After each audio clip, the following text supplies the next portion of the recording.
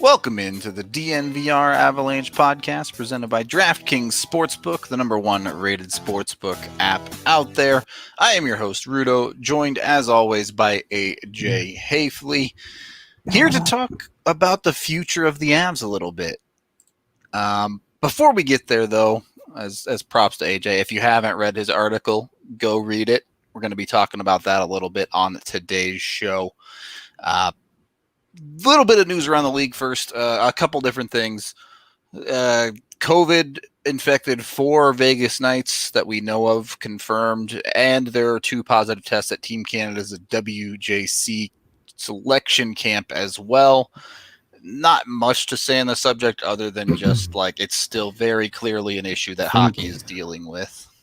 I think Columbus, I think Portland's had 7 to 10 guys on Columbus as well. Yeah, so definitely still out there, definitely still going around hockey teams. So it's not like this issue is just going away. It's still something that the NHL and all leagues in hockey around the world is having to deal with. It's almost like they're not in a bubble anymore. Yeah, crazy. And this is just reinforcing that the bubble concept absolutely worked. Yep. 100%. Clearly, both NBA and NHL had 0 positive tests for their playoff bubbles. The NBA even played some regular season games. So it's clear that the bubble is effective, and hopefully once teams get into the bubble for the WJCs, it works just as well as I mentioned, Canada with a couple of positive tests, but they have about 3 weeks until they need to go into their bubble, so they should be just fine. Should be fine. Yep.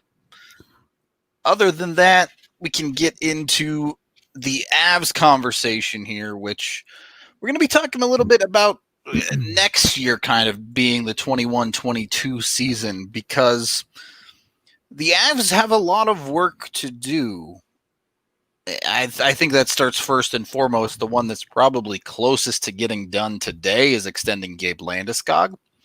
Mm-hmm. But they have Landeskog. They have obviously Brandon Saad. They have Cale Makar's contract to get done as well. And then who am I forgetting? They have one more. Belmar. And then Calvert, I suppose. But yeah. Belmar, Calvert, and then technically Jost as well. Sure. Jost is an RFA in this case. Yeah. Still an expiring, because that's money not on the books for next year. So it's true. Meaningful. He's in terms of today's if they're going to QO him, even if it is small. Yeah, and that's that'll be reflected in the roster that we toss up here. Yeah. Should we just jump into the roster? Is that the best way to do it? No, we can look at it a little bit more. I mean, the situation is still, I think, complicated, because if Makar was also a UFA, yeah, it would be a little bit easier. But the fact that like the priority free agents are obviously going to be Landeskog and Makar. Yeah. The difficult part working around that is that Landeskog, they will know. He either signs an extension or he leaves in free agency, and they have that money to spend elsewhere. Yep. In which case, if we're living in some bizarre world where Gabe Landeskog walks as a free agent, keeping Brandon Saad actually becomes kind of important. Important and significantly easier. Yeah.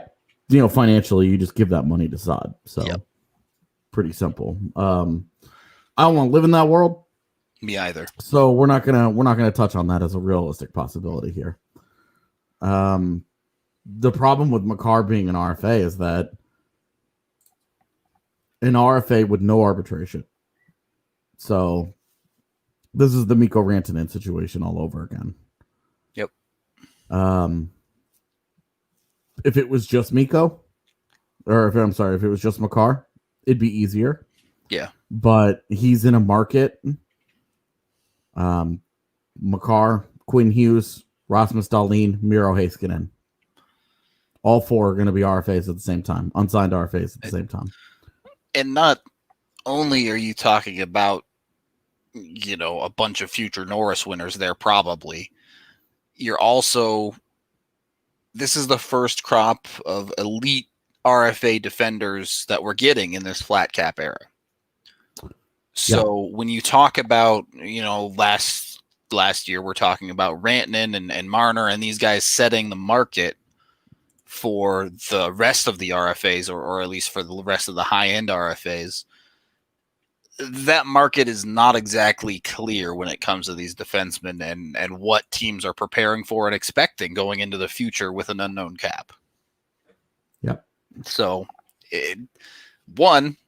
all those dudes are going to make a ton of money, and it's going to be a Mexican standoff situation where who's going to blink first and sign a contract.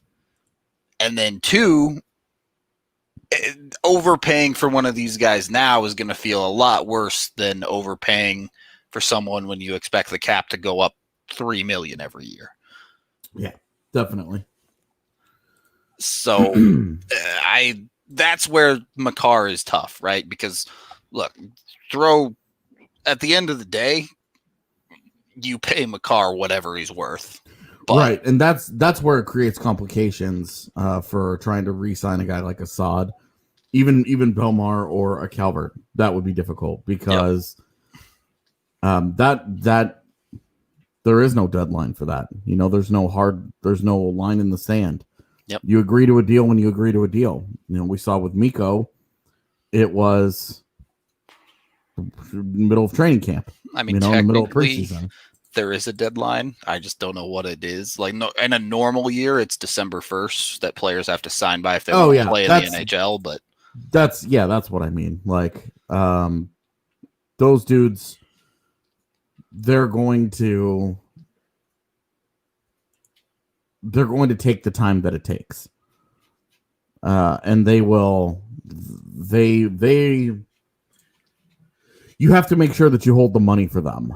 And it's hard to pinch a penny. If you can get Makar to agree to a deal now so that they know what the number is, that's a huge win for them, because then they can plan. Not only do they have him under contract, but then they can plan, okay, well, now we know that it's $9 million and not 9.5, because that extra $500,000 is money that they can spend elsewhere. And that's, those are all considerations that you have to have. This is not right now they have $26 million because the cap's going to stay flat. We know this. Mm-hmm. They've got $26 million in cap space for next offseason. That's plenty to bring back Landeskog and Makar. Plenty. Those guys are not going to cost $26 million. Well, the number, I think, roughly both of us have been kind of playing around with on the safe side is somewhere around 17 million for both of them. The roster that I sent you, I have them right at 15.25. Yep. So probably somewhat realistic there is he has Landeskog. We can just bring this up at 7.25 and then Cale Makar at a flat 9. Yeah. We'll get into some of the other numbers in a little bit, but those far and away the biggest 2 deals that they have to do. If you get them at 15.25, that leaves them, before you get into conversations about other players, at about 11 million, not quite 11 million to play with to do whatever else they want to do. Yeah. The guy that we forgot on this list is Grubauer. Yeah, I knew we were forgetting a UFA. Yeah, Grubauer, and that's where a big chunk of that is going to go. If whether or not you bring back Philip Grubauer, you're signing a goalie. Yeah, a starting caliber goaltender has to be signed by the Evs one way or another. Yeah, and at the moment, next year, the guys that are set to be free agents, it's kind of an intriguing class, I guess, if you really talk yourself into it. Tuukka Rask is set to be a free agent. Freddie Anderson, Jordan Binnington, Antti Ranta, Philip Grubauer. So, like, some interesting names. Antti Ranta's always hurt, even though he's been productive. He's also already 32. Obviously, Binnington at 27, like the Blues aren't gonna. If Binnington proves to be the real deal, they're not gonna let him leave. Yeah. Freddie Anderson is really the only one of those guys that might actually hit the market. So the idea that the Avs can just go out and replace that guy next year, pretty unrealistic. Yeah. I would say the cheapest thing that the Avs could do would require big steps forward. Pavel Francouz steals his job. Yeah. They have Pavel Francouz at $2 million. They protect him in the expansion draft. That's great for them. Adam Warner becomes his backup. They save a bunch of money there. That's a big leap of faith, though. Right. That would be the best case scenario if you're trying to save money and you're trying to continue to skimp at the goaltender position. Even then, if Francouz does that, you get him for $2 million for 1 year, and then you have to pay him the following year anyway as a starter at that point. Exactly, and then it's like you're constantly walking the coals. Yeah. Like you're just trying not to get burned with the goalies at that point, and and that's when you're desperately hoping that Annunen becomes a legit player for you. And this is why on this roster here, which I don't even know if people can read, but I gave Grubauer a 3-year extension at $4.5 million. For me, that's basically, he stayed healthy, he did what he had to do. He had a solid season, not exceptional, not disastrous, solid. He gets a decent little raise from 3.3 to 4.5. It's not a long-term commitment. 3 years it's not huge. It's a standard middling starter contract, basically. Exactly. It's exactly the kind of contract that you give a guy where you're like, he had a solid year. Yep. So you throw Grubauer in there, or write in goalie X, whatever you want in there, to the 15.25 you gave Makar and Landeskog, and you move up to just shy of $20 million spent. Yeah. So that leaves you with $6-ish million to shore up the rest of your lineup, whether that be extending RFA Tyson Jost, trying to bring back someone like a Brandon Saad. We'll get into that a little bit more in our second period. We do have to take our first period break, though, as if you guys need good Christmas ideas, we got some great ones coming up at the end of this week. Or if you just want to treat yourself, we're excited to announce our Black Friday and Cyber Monday sales here at DNVR.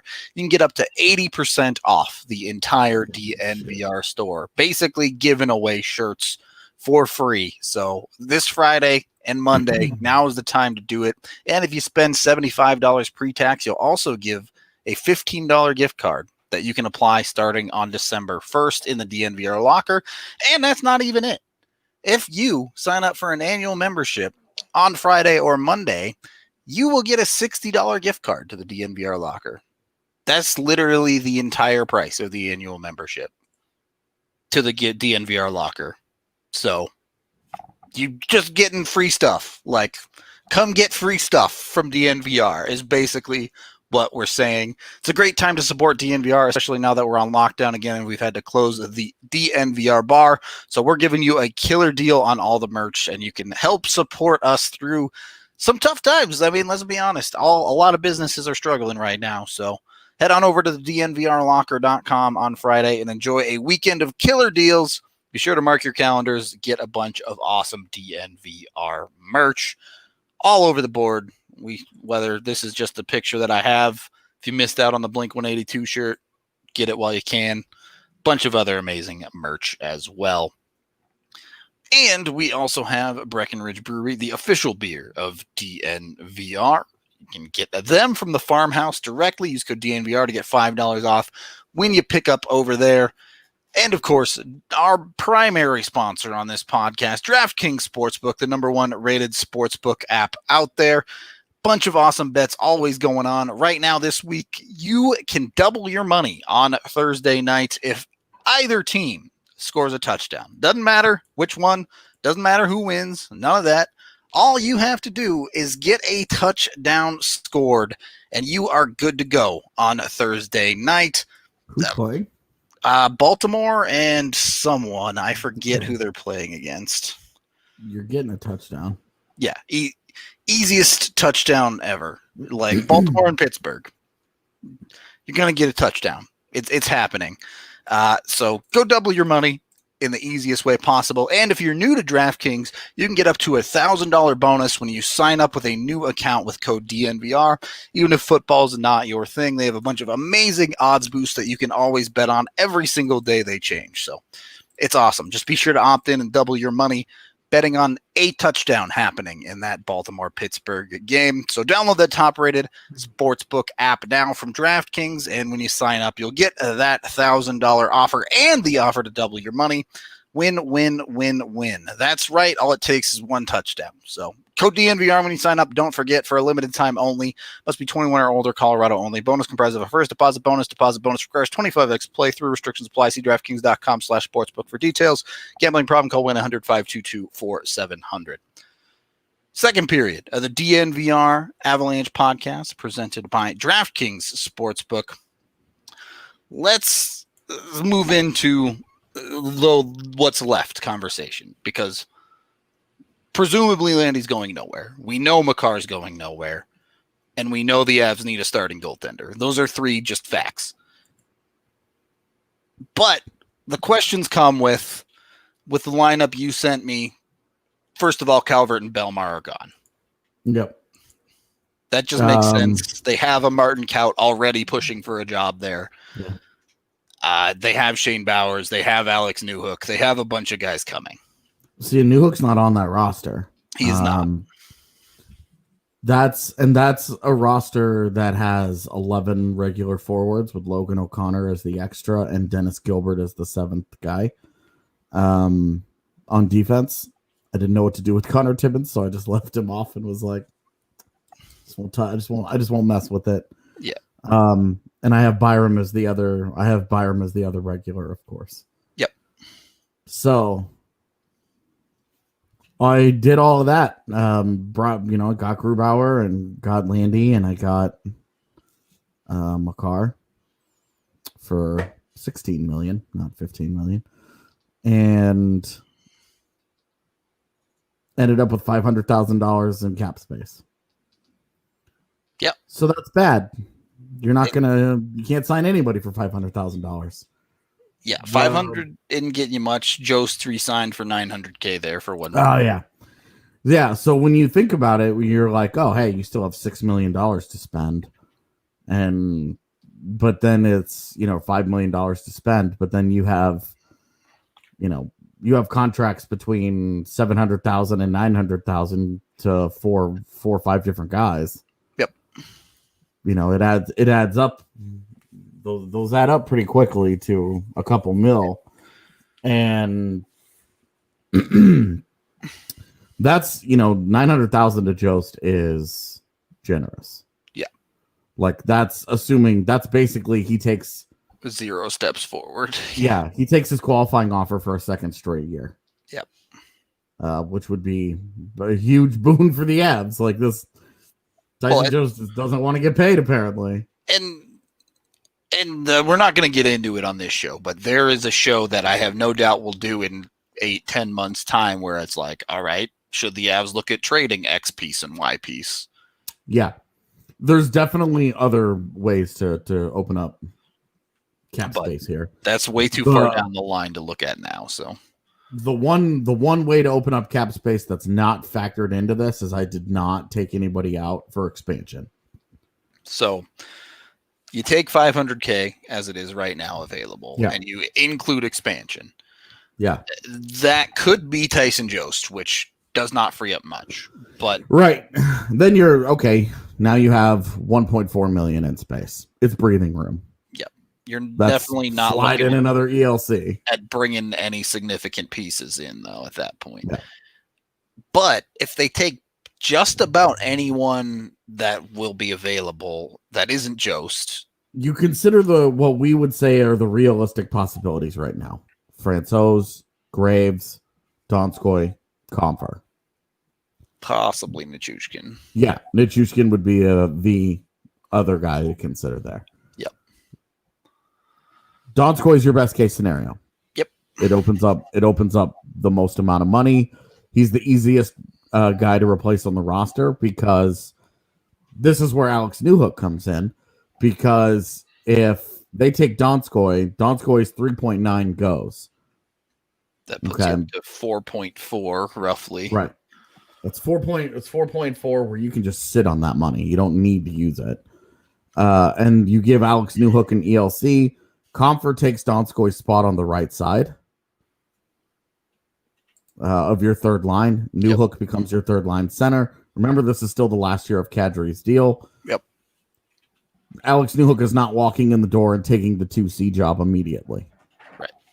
He's probably going to take a little bit of seasoning. So either almost every center to join the league in history that hasn't been like super high tier right off the bat, and even McKinnon started as a 3C in this league. Like you start rookie centers at 3C. It's just what you do. Right. It's either that or you put him on wing in the top 6, which is also what McKinnon did. Yep. When he first moved into the top 6. Yeah. Yeah. When he was playing next to Stasny and Landeskog. So that's the different avenues here. Yep. They're going to lose that money. They lose Donskoy. They lose Comfer. Again, if it's Comfer, bam, he's your 3C. Still chilling at $4 million, and you drop him in at 3C. Yeah. Yeah. And then if you still need to open up money, that's where the Eric Johnson buyout comes in. Well, and so you put Newhook in, say he gets 925 max, whatever. That puts you at, depending, around $3 million, maybe a little higher than $3 million of money, $3.5 million at most to deal with. And then you get into the conversation of are you fine with $3.5 million? Do you want to go out and get a player with $3.5 million? Yeah. Or what else do you do to free up more money to, I mean, let's be honest, the conversation we're going to have here is talking about potentially bringing back Brandon Saad. Yeah. And if you have Alex Newhook on board, you're bringing back Brandon Saad. You're still trying to figure out some decisions at that point because you have Burakovsky and Kadri on expiring deals. And you have Nichushkin on an expiring deal. I mean, so I think the conversation there is mainly Burakovsky, right? Because you're still looking to round out your top 6 with Brandon Saad. And if you extend him, he's in your top 6 for the foreseeable future. Sure. Kadri, you have the Newhook replacement right there. You're betting on him being a 2C in the near future. Yeah, and Kadri's free agency will be interesting. He'll be 32. He's a center. He's already showing signs of slowing down a little bit. I wonder if he wouldn't be willing to just stay and then you just swap. Put him in the 3C role. Yeah, he becomes the 3C and Newhook becomes your 2C. He obviously would have to take a pay cut of some kind. I was thinking like $3.5 million in that range would be probably fair for where he is at that point in his career. But we don't know what his numbers are going to look like over the next few years. There might be somebody out there on the market that's like, I mean, you think about what Zuccarello got. Yeah, if Kadri puts up 65 points or something next year, and it's like someone's going to play this guy at 2C and pay him to do so. But yeah, absolutely. It'll probably be Nashville too. Yeah, because they just collect centers out there. That's right. So Kadri stay, Kadri go, you can have that conversation. But when you're looking at the Avs top 6, if you're bringing back Saad, the big question to me is how do you keep Burakovsky then? Yeah.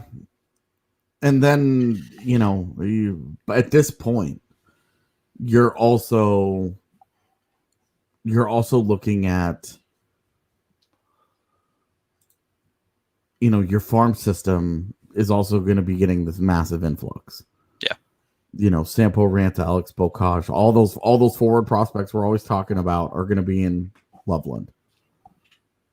And while that might be a year or two down the road, if you're so insistent that you bring back Brandon Saad, that's where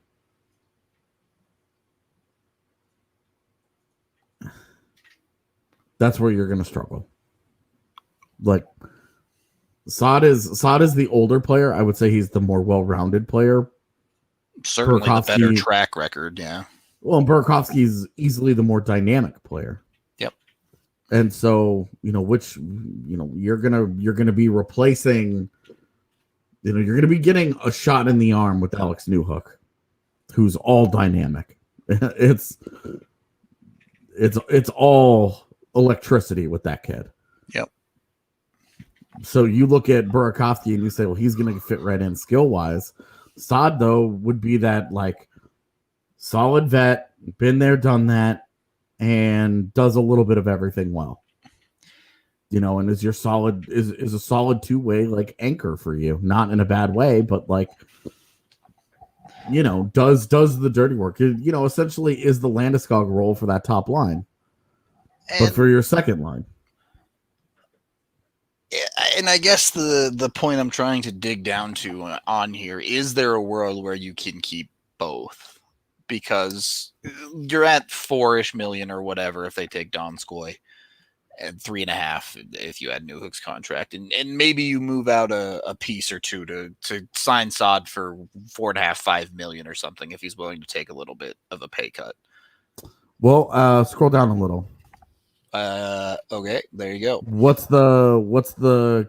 the projected cap hit? How much space do they have? 575. Oh, 17 million in 21-22. 17 million, and that's with Francouz and Francouz, Burakovsky, Kadri, Nichushkin as UFAs. That's tough because that's the year before McKinnon has to get the big bucks too. Yeah.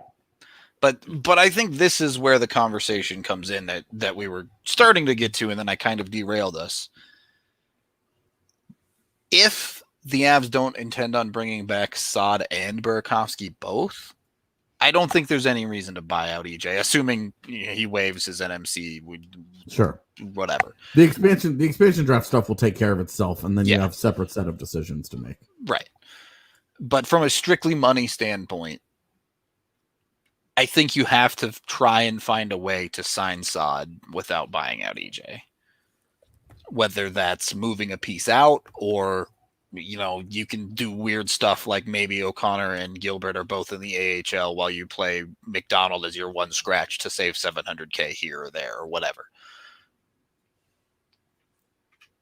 And it's going to be tight. Like, let's not kid ourselves. To bring Saad back on any type of contract is going to put the Avs right up against the cap with very little wiggle room.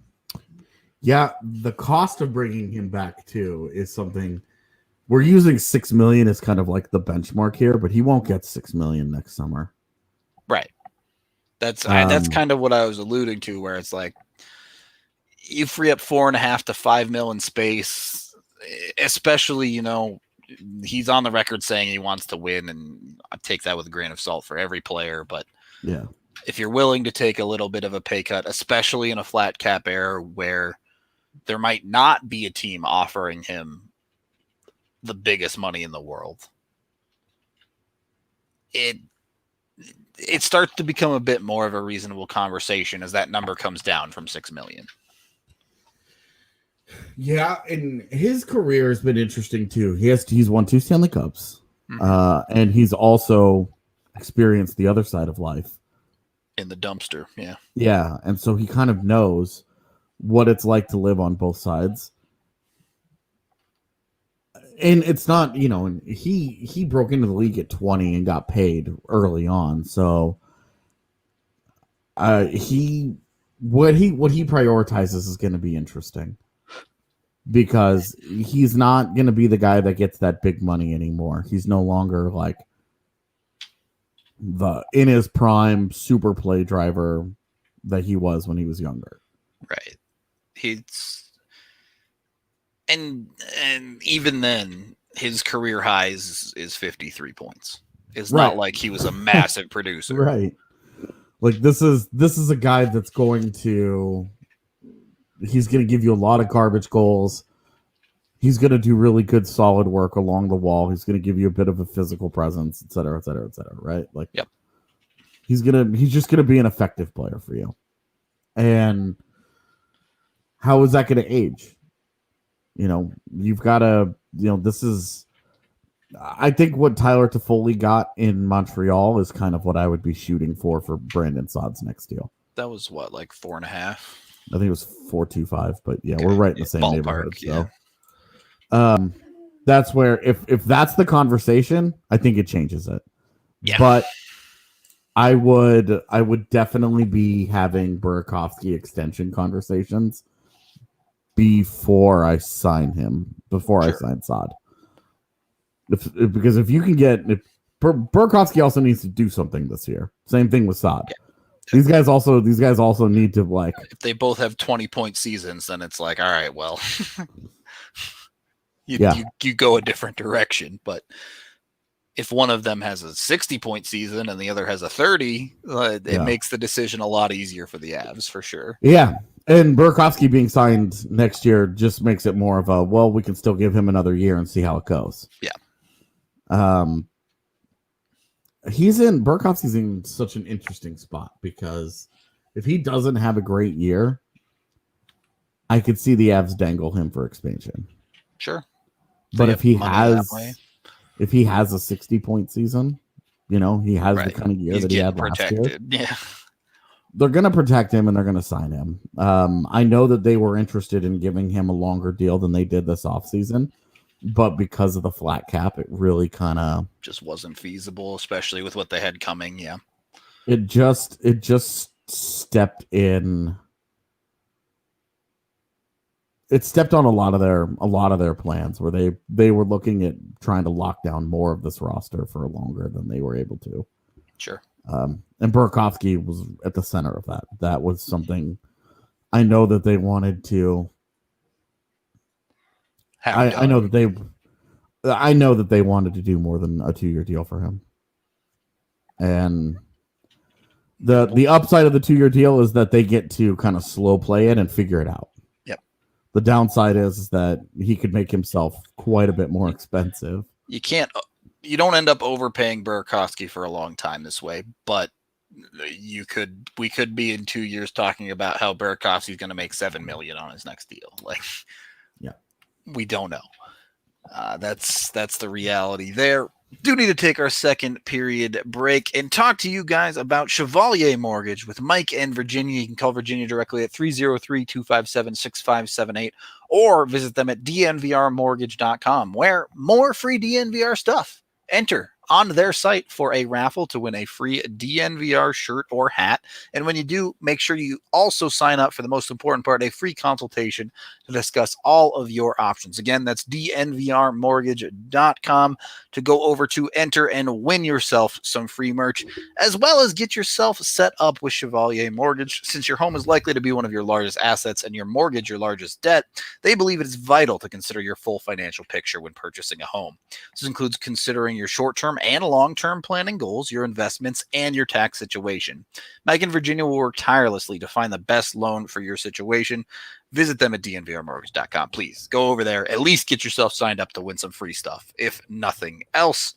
Michael Chevalier, NMLS 1931006. Virginia Chevalier, NMLS 1910631. Third period of the DNVR Avalanche Podcast, presented by DraftKings Sportsbook. Number one rated sportsbook app out there, everybody. Go make your bets. Just do it. All right. So, the Burakovsky situation is tough. The Saad situation is tough individually. And every time we talk about this, we take heat, even though it's not even something we're necessarily advocating for.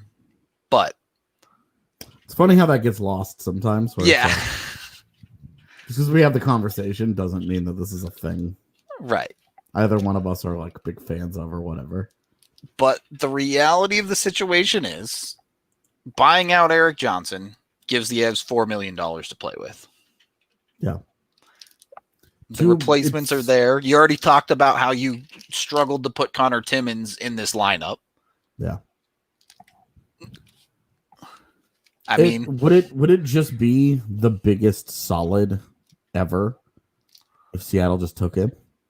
Just to take $6 million off the cap? To take Eric Johnson for 2 years and be like, hey, look, we can afford to spend this. It's just 2 years. He's 32. He's a great guy. He's a veteran. He's a veteran dude who, who knows? Maybe he has. If the Avs win the cup this year, then he's got cup winning pedigree all of a sudden. Yep. He's a know what it takes kind of guy. I mean, that would be the dream, wouldn't it? Like the Avs. I don't want to say dream. Sure. That's good. It would feel a lot less bad if EJ gets taken in the expansion draft after he won a cup here. We should draw the line between business and sure personal feelings for guys. Definitely. Because personally, I would love to see Eric Johnson finish the contract in Colorado, win multiple Stanley Cups, and get his jersey retired. That would be super neat. But from a business perspective, if Seattle were to just say, Donskoy's not very hard to find, the Chushkin's not very hard to find, veteran experience D is something we need, whatever, yeah. Let's just take EJ. From a business perspective, that might be the best case scenario for Colorado. There's your money if you want to extend Brandon Saad. If they take the full $6 million cap hit of EJ, you replace it with Timmins, which is what, $880 or something. You sign Saad for $5 million, Saad and for $5 million, and that has completely covered it. Yeah, the concern with Saad that I would have on any extension, and this gets into the should they do it, even if they have the money. Sure. Is the should they do it conversation, because he's just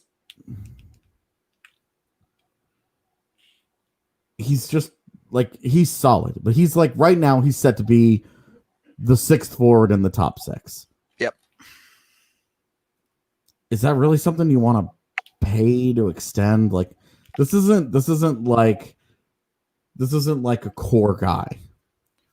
This is secondary core. Yeah, sure. This is a finishing touch kind of guy. Yep.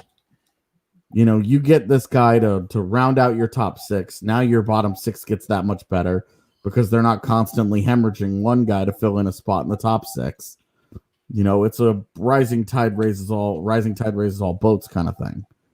He just makes everything around him better because he's there. But that's not something that you want to pay premium money for. And we see in this league all the time, teams get in trouble paying guys $4 and $5 million. These non-core guys that they lock in for multiple years and kind of just end up stuck with and don't get great value out of when they're not in their 20s. So I don't disagree. Like, obviously there's some risk there. Anytime you look at extending any player for significant money or significant term, there's some risk, and especially in a player, as you said, that's not going to be part of your true core. Yeah. But without looking into trades, because again, there's just too many variables there to look at right now. Mm-hmm. I'm looking at the free agent market in 21-22. It's bad. Outside of Taylor Hall being on the market again, there's not a lot of interesting forwards there. Right. It's like, it's what? Taylor Hall, Ovechkin, Landeskog, and Saad? Yeah, Stastny if you want to throw in an older guy. Sure. Maybe Nuge if he walks from Edmonton. Well, he would be interesting.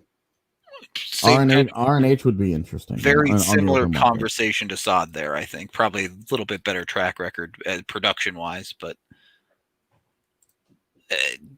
What you're getting at is that there's not a difference maker that's going to be on the market. Right. Taylor Hall will probably end up staying in Buffalo. Right. Unless Taylor Hall wants to come to Colorado for $6.5 million. He had that chance. He already said no. So right, exactly. I wouldn't even mess around with that ever again. So right. The best that you're realistically looking at is either an older guy where you have concerns about aging curve, or Nugent Hopkins, which is in the same ballpark as Brandon Saad as far as impact on the team. Right. You're getting into the free agent class is not going to be good. And so that's where the fear is that Brandon Saad sees the money. Mm-hmm. And he says, okay, in a normal had he been a UFA this year, he would not have gotten anywhere close to $6 million a year. Yep. But next year, teams are going to be in a little better position because they will have spent a year planning for the flat cap. And then he's going to be one of the top 5 guys out there on the market. Teams are always desperate to improve.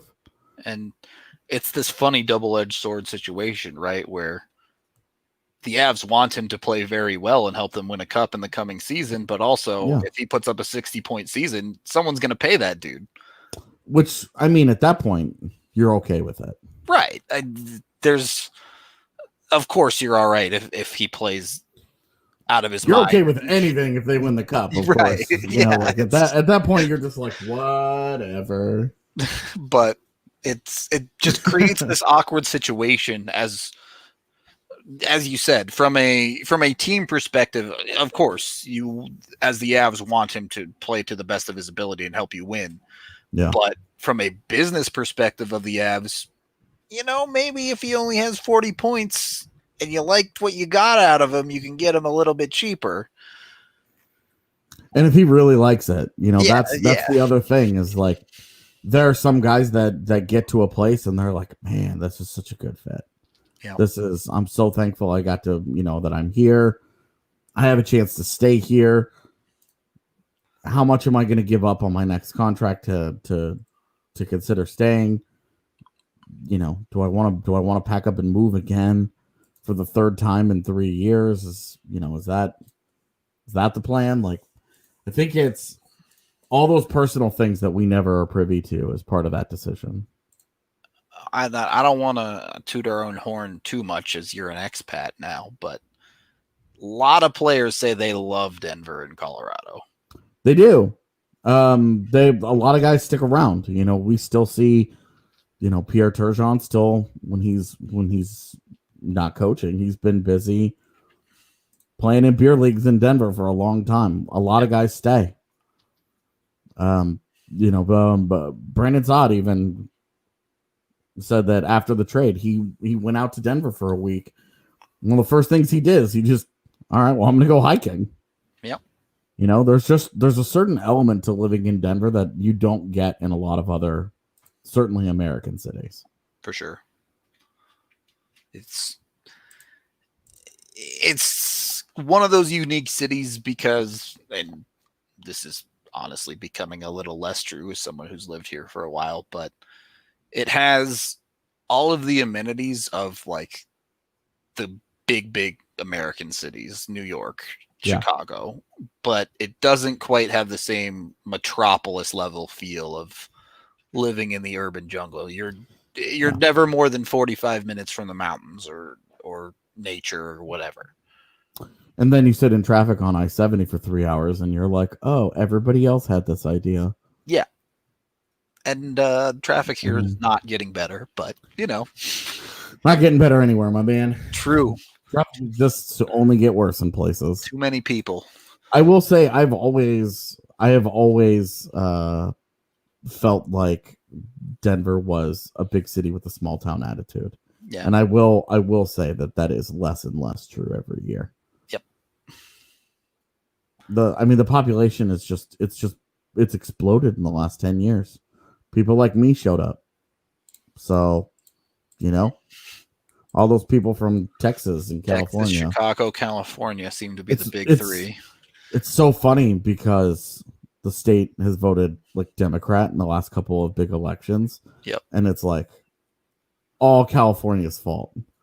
But anytime they get a bad driver, it's all Texas's fault. And it's like, will you guys pick one? Whose fault is it? Okay. Jeez. So, but living in Denver is awesome, is the point, and it's a city unlike any other. Yep. And a lot. Yeah, I am a Texan driver, brah. Oh, all right. So, as we start to wrap this up, let's do this. 2 questions. Should the Avs sign Brandon Saad? How much should they sign him for? Probably not. Probably not. Yeah, because, I mean, we didn't even really get into it, but if any of Bocage or Ranta hit, yeah, those are, you're hoping, you know. It could give you 20 goals for sure. Exactly. They could, and especially you look at Bocage and you think, it's not hard to envision him replacing Brandon Saad. Yeah. Has to learn to skate, but, you know. It's gotten better. A little. All it needs to do is trend in the right direction for him to be a serious prospect. True. That's true. So, Newhook's on his way no matter what. Yeah. Like if you replace Newhook, or if you replace Kadri with Newhook, you still need to replace Saad in your top 6 at some point. Based on last season, I'm not moving Kadri to wing either. Like, yeah, dude's been a center his whole career, and it seems pretty apparent that that's the only way he's effective. I know this has been about Saad, but I really do wonder if a year from now this is a Kadri or Burakovsky conversation. Yeah, I could definitely see that being the conversation. Some of this also has to do with decisions made in the draft. Yep. Because had they taken JJ Peterka, yeah, forward in the first round, that's a guy you're putting on a 2-year, 3-year maybe path to the NHL. Well, Peterka would have been a Euro. Yep. Finish the year in the DEL, come over to the AHL next year. Yep. And then probably looking to graduate at the end of that season. And then, depending on how he plays, push, you know? Yep. And at least make himself part of that conversation. So it's interesting how the draft decisions play into this. Yep.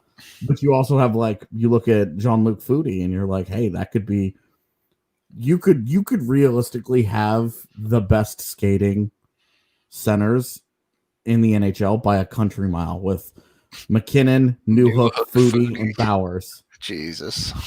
Those 4 guys flying down the middle every single shift. Just put them on a power play unit and tell them all to never stop skating. Yeah, have all 4 of them, like straight up flying V style, have all 4 of them go behind the net together. Yeah, exactly. And the one guy skates up and he drop passes it, and 4 guys they all just skate as fast as they can, and it's like, all right, good luck. Then they definitely honestly go offside, but you know. Well, I was gonna say, at that point you would just dump the puck. True, they'll win the race. It'll be fine. Yeah. Get to center ice and just dump it. And those guys are all standing still. They're gonna have to turn and skate, and you've got those 4 guys. Yeah. Good luck. All right. Anyway. So, yeah, I guess we're wrapping up. The point being, it's going to be tight one way or another for the Avs, and they're going to have to make some decisions with their money, not only at the end of this coming year with making decisions on someone like Saad and their other UFAs, but for the next handful of years. The next year after that, you have to decide about Francouz. You have to decide about Nichushkin, Kadri, and Burakovsky. We talked about it. And then after that, it's McKinnon's deal. So year after year, the treadmill keeps running. So yeah, let's see. Let me just look at Kev. The year that McKinnon comes up, 23-24. Right now, they have It would be Donskoy, Comfer. the Avs currently have $63 million in cap space for that year. Yeah. So they essentially have to redecide their entire team. So, you just carve out 12 of that for McKinnon right now. Yep. Carve out 14 just to be safe. Yep. And then work your way down. Because that's going to be a big contract. Yep. That had better be an 8-year deal. Yeah. That man needs to be an Av forever at this point. But we'll get there when the Avs get there, which won't be for a couple more years, most likely. So, yeah, I guess that's going to wrap up today's show. I hope y'all enjoyed. Y'all know the usual stuff. Also, be sure to hit up Green Mountain Dental Group. Get yourself set up with a free Sonic Air toothbrush when you schedule a cleaning, x-ray, and exam with them. The best family dentist in the Denver metro area, just 15 minutes from downtown. Super friendly, and they're always sure to check in with you and make sure you're up to date on when to schedule your next whatever dental need you may have. On that note, thank you for watching, listening, however you consume the podcast. We appreciate y'all. We'll be back again tomorrow. If you're signed up for the fantasy draft this weekend with us, check your emails. There'll be an email going out tonight to all of y'all to confirm that you're good to go. And yeah, that's it. We'll talk to you guys tomorrow.